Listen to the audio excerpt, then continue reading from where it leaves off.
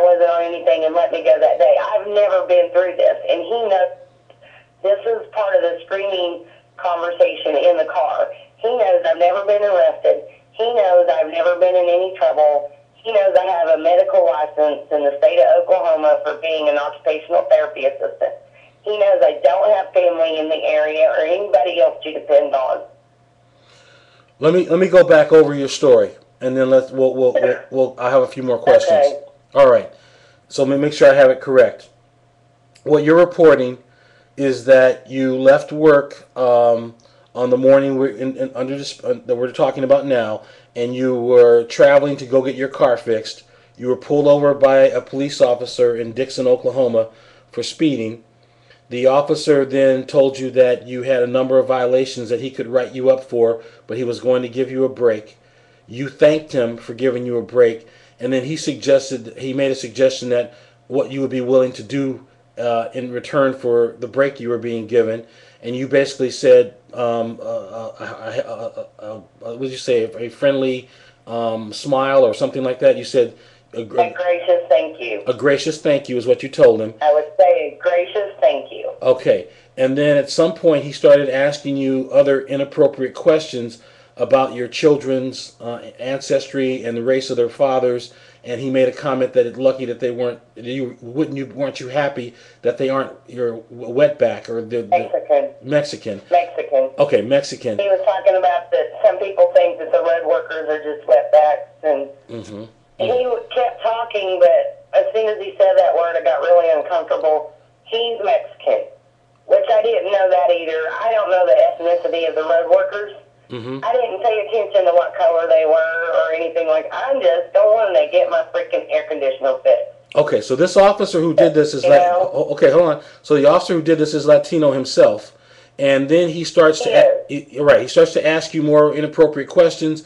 You then are feeling like this isn't going very well. You just want to get out of there. You had already been issued the ticket and signed for it, and then he ultimately suggests that you must be high or that you're on drugs?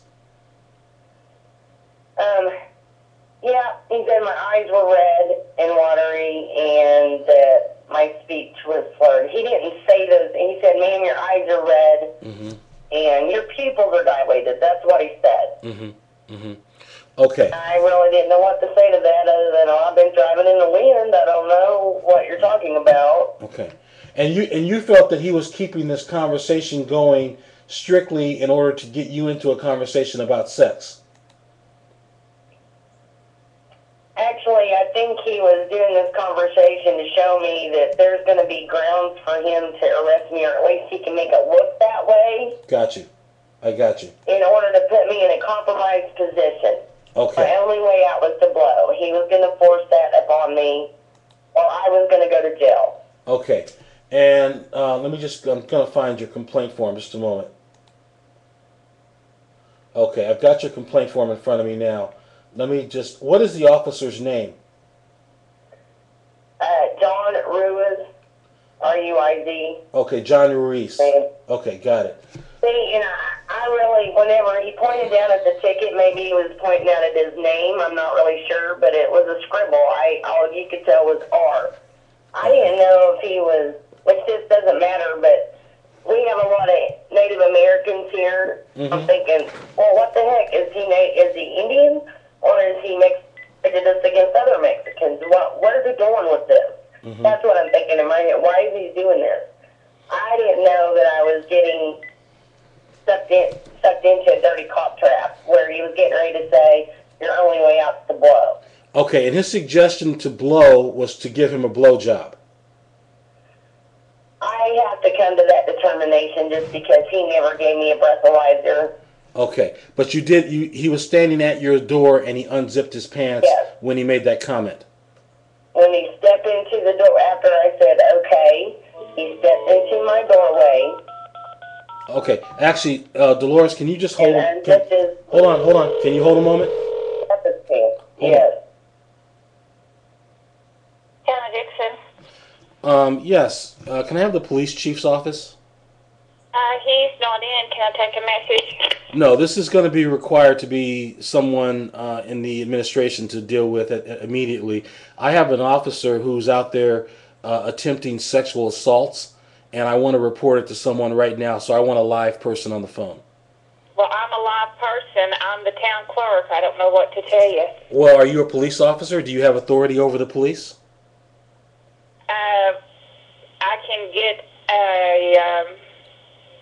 the mayor to call you. Well, I'm going to tell you what's going on, and then you can really have the mayor give me a call.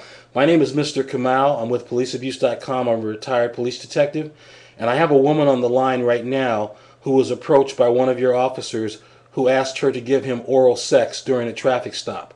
And I believe her. Who did? Yes. It's When? Pardon me? When did this occur? Just a second. Dolores? Just a moment. I'm sorry. Just a minute. Okay. I'm sorry. Miss Plummer? Hello? I'm sorry. Miss Plummer, you there? Yes. Okay. The person I'm speaking with right now on the line was stopped just a few days ago. This happened. And can you give me the date when this happened, Miss Plummer? August 1st. Okay, August 1st. Okay. All right. And Okay. the reason You know I'm... about what time we have videos, and I have to have the mayor to pull it up. Well, it was about 11:30 a.m. She was pulled over in a traffic stop for speeding, and the officer made some inappropriate comments and then made a suggestive comment before unzipping his pants and was attempting to coerce her into a sexual act. And I just want to say this to you, ma'am. My client, Ms. Plummer, is a bit afraid and concerned for her safety. And I want to make sure that this information is not delivered to the officer, but that it goes through the proper channels within the city administration. Okay. And then if they want to contact him, I want that done. I would like my client to be given some notice once he is made aware, because I'm concerned for her safety. Okay, and this happened in the town of Dickson. Yes, it did. Okay. And does she have a badge number? Just a moment. I'm looking at her complaint form. And just a minute. Ms. Plummer, did you get a badge number from the officer? Yes, it is 103. Badge number 103, and his name is Officer Ruiz.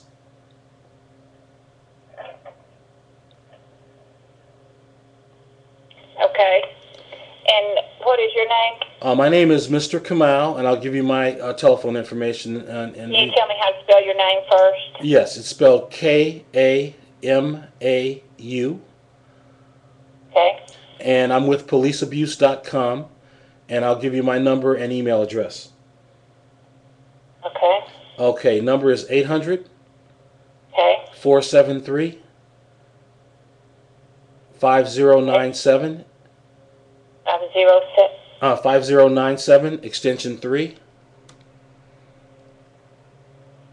Okay. And my email is kamal@policeabuse.com, my last name @policeabuse.com. And I'll be willing to give you additional information and details after the mayor gives me a call today. Well, you would take it up with him. But it happened August the 1st at 11:30 a.m. Yes. Okay. I want to make sure I have this right for this. Your name is Kamal? Yes. Kamau? Yes. With police abuse? Mm-hmm. The number is 1-800-473-5097. Yes. Extension 3. Yes. Is that correct? Yes. Okay. I'm going to call the mayor right now and have him to give you a call. Okay, and your name again, ma'am, just so I know who I spoke My with? name is Debbie Preston. Debbie Preston. Okay, Miss Preston, thank you so much, and I appreciate it. I'll be looking for that call. All right. Bye-bye. Okay, bye. Okay, Miss Plummer? When you dialed Dickson, was it Dickson? Because there's another Dickson that's Dixon. Listen, if it's not the right agency, they'll let me know. They're going to know if they have. They're going to know if they have an Officer Ruiz, and if they don't. But here's the thing on that video equipment. Whenever I talked to the court clerk, she said that their video equipment had been sent out to be repaired, and I asked her specifically, was that before or after August 1st? And she said before. She's also given me the runaround when my test results came back. She's kind of friendly with Well, let me tell you something. Let me tell you something. Okay, let me tell you something. Don't worry about that. Whatever games, I'm a detective. Whatever games they were trying to play with you are not going to work on me. And I know how to get it. I know how to get evidence. So I don't want you to worry about it. All I want you to concern yourself with is protecting yourself, getting the story into the right hands, and completing this process so this officer can be taken off the street immediately. And I'm sorry, I should have told you I was about to call them. I just didn't. I didn't know. I would have let you know because the court clerk, and that I don't know if that was her, the one that I've talked to, and it is a very small town. Which actually, if you called the phone number that I put on that complaint, then you did have the right one. Yeah, that's the number I called. I doubt. Okay, yeah, that was her then. Whenever I called to get my blood test results, I wanted them faxed to me, and she said, well, I don't know if I can do that. I have to contact the officer first. She's been contacting Ruiz. So then she never called me back that day. The next morning after talking to an attorney, I said, I need my blood test results. What's the process and how people go about getting them? And she says, well, I don't know. She's been the court clerk there for I don't know how long, and she doesn't know. Well, and then she goes, well, I'll have to call the chief. Okay, well, I detected a bit of attitude right at the beginning, so that's consistent with what you're telling me. All right, well, listen, this is what I want you to do. You turn this over. You turn this over to us for a reason, and I want you to know that we're not going to drop the ball. So don't worry about it. When my staff meets with you and collects some additional information about this, we're going to gather every bit of evidence, including that videotape. And if he gets out of that car and approaches you, he's going to have a problem. If they destroy the videotape, he's going to have a bigger problem. So I don't want you to worry about that. I just want you to be safe, go to work, mind your business. Don't give them any reason to pull you over. And if they do stop... I didn't even drive through there, I'll tell you that. Ardmore isn't that close to me. It was just the closest dealership. Ada doesn't have a Honda dealership. Okay. Norman was booked. I had already tried them on that Saturday. I mean, there were reasons why I had to go to Ardmore. And I don't normally have to go to Ardmore. I don't have to go through Dickson. I won't ever go through Dickson again. No, I understand. I understand your concerns. You know what I mean?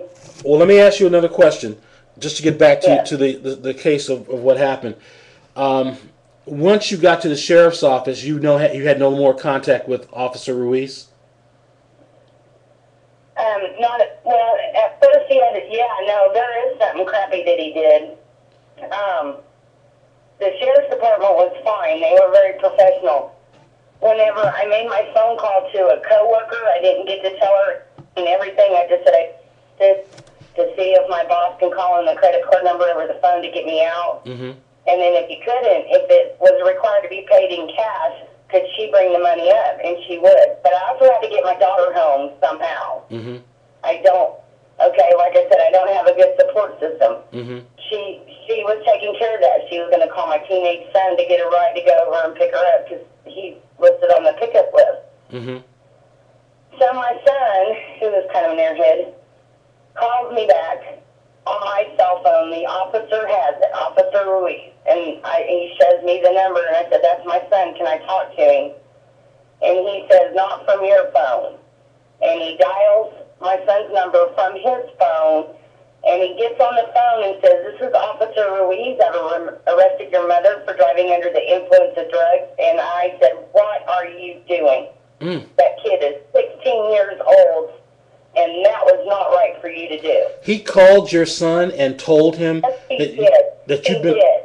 this is after he propositioned you to give him oral sex, and you refused. We were at the police station. We were at the sheriff's department. I was getting booked in when my son called me to ask permission for something, and he was going to let me talk to him, but not on my phone. He dialed the number on his phone. It showed up on my son's phone as restricted. It was almost 2 o'clock in the afternoon. Okay. And your son... he said that to my son, who is 16 years old. But I hadn't had a chance to explain anything to anybody yet. Okay. And he did that in front of the officers. So I got on the phone. I said, look, I'll explain everything when I get home. Just keep your sister occupied and entertained so she doesn't get scared and worried. How old is your Gonna be home how old is your daughter, the little one that he was trying to take care of? She's I'm sorry, I missed that. She's 9 years old. She's 9 years old? 9.